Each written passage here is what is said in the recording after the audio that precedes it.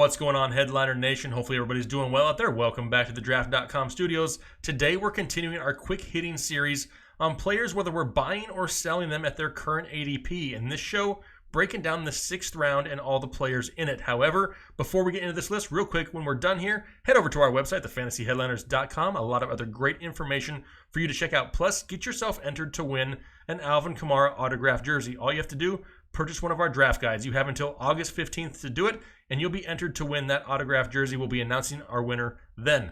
But now, without wasting any more time, Kyle, are you ready to break down the 6th round ADPs? And let's find out who we're buying and selling. Let's get it on. Do it. 6.01 DJ Moore, wide receiver 1 for the Carolina Panthers. Or maybe you're a Curtis Samuel truther and he's your wide receiver 1. Whatever it may be. I'm going to buy DJ Moore here in the 6th round. Again, I do think he is the wide receiver 1 there. It all depends on Cam Newton's healthy shoulder, and it looks healthy so far. So I'll buy DJ Moore here in the 6th round. I think this is good value for him. Well, of course it looks healthy. It's only week 1 of training camp, pretty much. I mean, that's what I'm worried about is how many hits does that shoulder have in it? I mean, are we going to go out there week 1 and he's going to take another sack, or he takes off scrambling, takes a big hit, and then all of a sudden, where do we go in Carolina? Is it rookie Will Grier? I mean, what would happen? I mean, there's a lot of question marks there. And DJ Moore, love the talent, don't really love the situation. I am a Curtis Samuel truther, and I think that they really rely on the underneath routes this year with Christian McCaffrey and Curtis Samuel eating all day long. I'm going to sell DJ Moore. He was my favorite wide receiver in the draft last year, and it killed me to see him go to Carolina. But we'll see. We'll see if his fantasy value can break through. 6.02 is going to be Jarvis Landry, the wide receiver 2 in Cleveland. But you know how we do it here at Headliner Nation. Jake and I, we're rooting for the Browns this year. We think that offense is going to be tremendous. Give me the wide receiver 2, especially in a half PPR format. I think Jarvis Landry is going to get more than enough volume to hold up this type of an ADP. So let's buy him all day long. Well, absolutely. I just did a must-own mid-round wide receiver video where I talked about Jarvis Landry more in depth, so I'll put the link to that in the description. But a lot of people are worried that Odell Beckham is going to come in and just take all the targets. And yes, he's going to get a butt ton of them.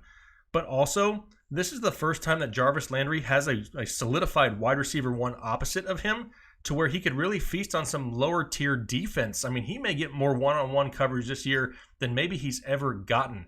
I took a look at his numbers, dove a little bit deeper into it. The worst year of his career was his rookie year, and he still would have finished as like wide receiver 26 last season. If that's his floor, if that's the worst he's going to get in this offense, I'm buying Jarvis Landry all day long. 6.03 is Evan Engram, one of my favorite tight end targets this season. And I know we have some injury and suspension issues in New York right now. However, I'm still going to buy Evan Engram. A couple of years ago when they had absolutely no one to throw to, he feasted in that offense. I can't imagine that Eli Manning would be any worse than what he was a couple of years ago, or Daniel Jones would be any worse. So I'm still going to buy Evan Engram here. And just keep in mind, last year, Evan Engram had the 2nd most yards after catch per reception of anyone in the National Football League. I mean, it's lining up for him to get a fair amount of volume. I'll say that, but he's not the tight end I'm targeting. There's another tight end in this round that I would preferably rather have. To me, I'm a little bit worried about the whole situation in New York. I mean, literally, I said it in a video the other day. It looks like Daniel Jones may lick windows in his off days. I mean, what happens if they go to him at some point this year? I mean, it's not going to be good. I mean, it's just not going to be good at all. I mean, Eli Manning, with some of his numbers elevated due to the play of Odell Beckham in the past and Sterling Shepard. Now we know that Shepard may not be 100% to start the season. Golden Tate's going to be gone for possibly 4 weeks. I'm a little bit worried that the defense has nothing to pay attention to other than Evan Engram and Saquon Barkley. I'm actually going to sell Evan Engram. At 6.04 now, a guy that I labeled as a must-own running back in one of my must-own videos a few weeks back, Lamar Miller. And even though I want Lamar Miller on my roster this season, he's a sell for me right here because there are a few players after him that I would rather have. So don't take this sell as me hating Lamar Miller. I don't think Dante Foreman is going to come in and take a ton of workload this year or take that job completely. I do think Lamar Miller gives you more than enough value as a running back 3 this year. But I'm going to sell him here because there are a few players after him I'd rather have. Yep, absolutely. And you just took my words right out of my mouth there at the end. I want him if he's my number 3. If he's my running back 3, that's limited risk. At this point of the draft, it's possible that that's what he could be. Otherwise, though, I'm going to sell Lamar Miller. I do think that Dante Foreman, over the season, as it progresses, gets a little bit more and more and more as it goes along. The guy proved to be somewhat of a playmaker in his very short stint, 2 years ago. And it's possible with the way that he showed up into camp in great shape that Lamar Miller may get the lion's share of the carries week 1, but it could be diminishing as the season goes on. I'm going to sell him here in the 6th round. Yeah, 6.05 is Tyler Boyd, and he was a buy here for me even before the AJ Green injury. This might open up the first maybe 3 weeks or so for him to be the wide receiver 1, but quite honestly, he's probably a better target when AJ Green is on the field than when off, so I'm not super excited at the fact that AJ Green is going to be missing time. However, I will still buy Boyd here. Absolutely, he's a must-buy for me. This injury to AJ Green happened so early here in the preseason. I mean, the majority of his time recovering and healing, it's not really going to matter. Yeah, he's probably going to miss 2 or 3 weeks of the regular season. And last year, while they were on the field together, Tyler Boyd was wide receiver 12 in fantasy football. When AJ Green was out, he dropped all the way down to wide receiver 26. If AJ Green comes back week 3, week 4, that's still a huge chunk of the season where I could get Tyler Boyd at the wide receiver 12 producing Tyler Boyd. I'm still buying him here in the 6th round. Yep. Going on next, Hunter Henry, absolute buy here for me. As we've talked about with some of these tight ends, let those first tier tight ends go off the board. Grab these other tight ends. We talked about Mike Williams in our last ADP video, and we specifically mentioned Hunter Henry. I think he sees an absolute monstrous amount of workload for a tight end this year. I do think he's got top 5 tight end capabilities. Absolutely give him to me here. 100%. Yeah, absolutely. He's a banging tight end right here in the 6th round. I mean, he is hella fire in the 6th round. Hella fire. I love some Hunter Henry here. And yes, he's coming back off of a torn ACL. However, he tore it so early last year. He's had a full year to recover from it. He's not one of these guys who's coming back early.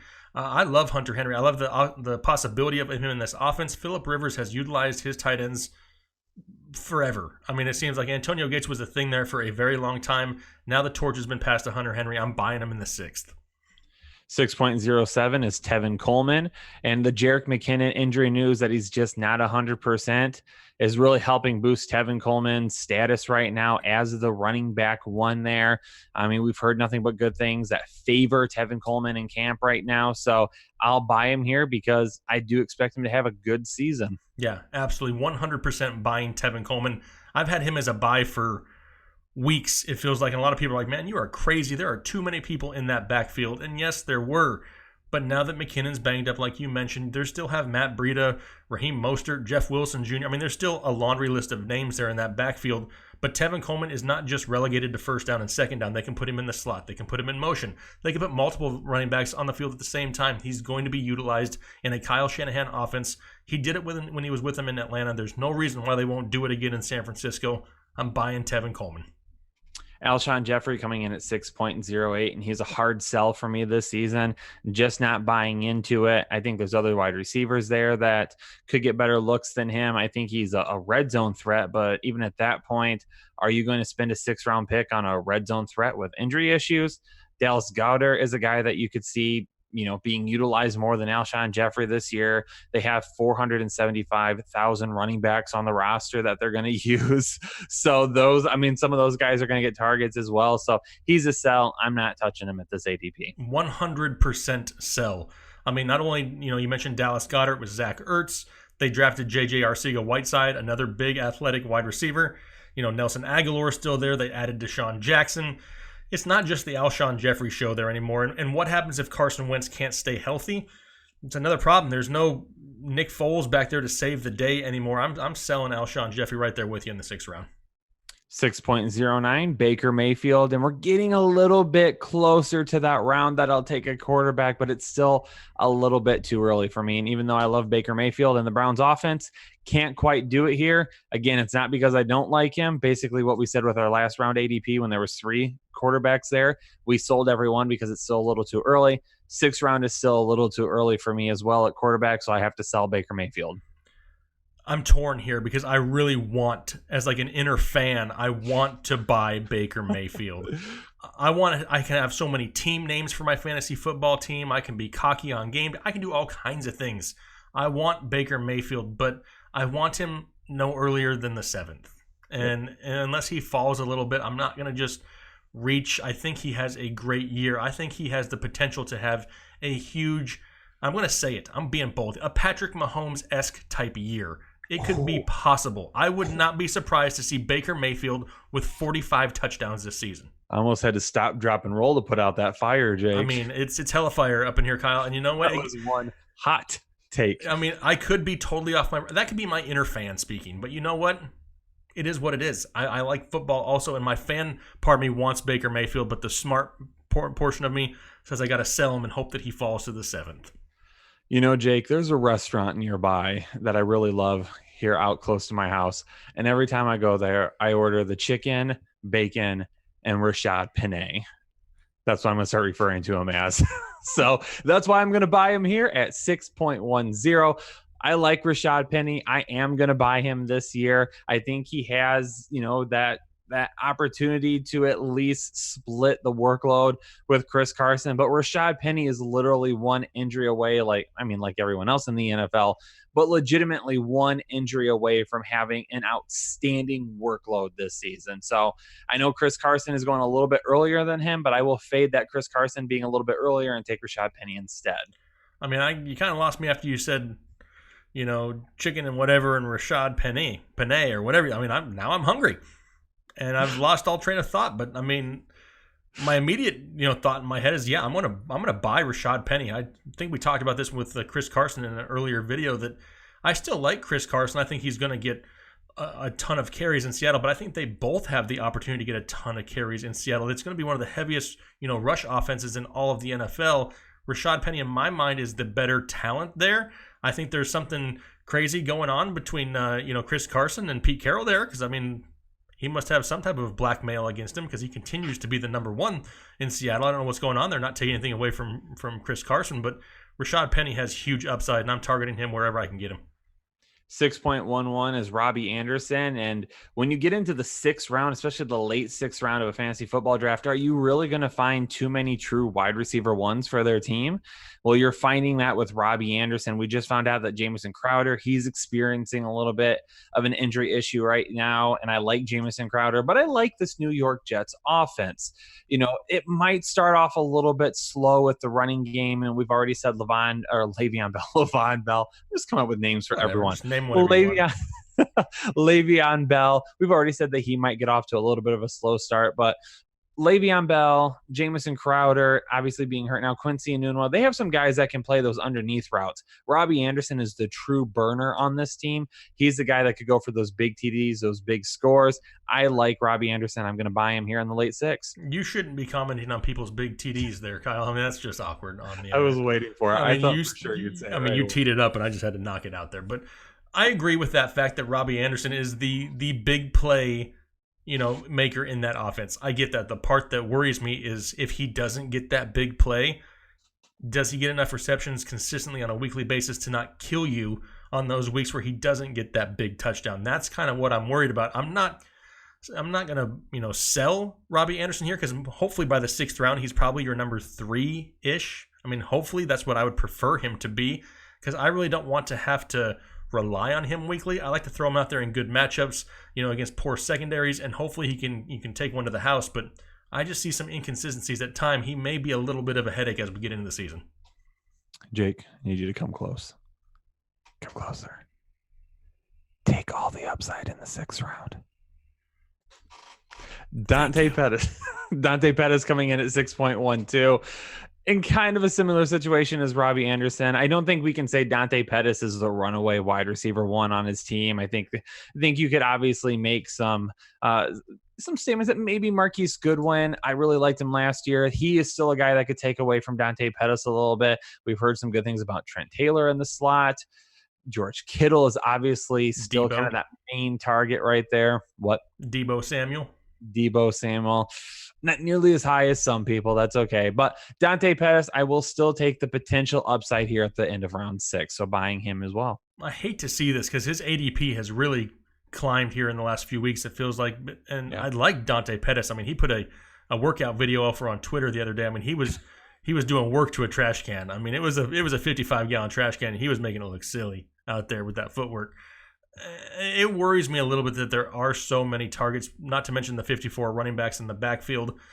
Dante Pettis, though, in my mind, should be the number one. I mean, it's just hard to say, and it's hard to commit to. I'd really like to have him maybe in the 7th or 8th round a lot more. In the 6th round, I feel like it could be a little bit of a stretch because I would rather have somebody like a Tyler Boyd or Jarvis Landry a little bit earlier. And for that reason, I'm gonna sell Dante Pettis in the 6th, and hopefully that he falls a little bit later. But that's just my opinion. Do you have any other opinions? You know what they say about opinions, Jake? Yep. Yours are the only one that matters. No, that is not what anybody says. Just look at the comment section. But hey, that's going to wrap up the 6th round. And maybe you agree with us, maybe you don't. This is your time, though, to go down to the comment section. Let us know what you may do differently. This is one of the most interactive channels on YouTube, and we really like to communicate back and forth with you guys. Hopefully you guys have a great rest of your week. We're looking forward to communicating with you. Go check out our website, fantasyheadliners.com, and check out our draft guide. Almost 500 pages of straight #HellaFire that you don't want to miss out on. Hopefully you guys have a great rest of your week. We'll talk to you later. Thanks.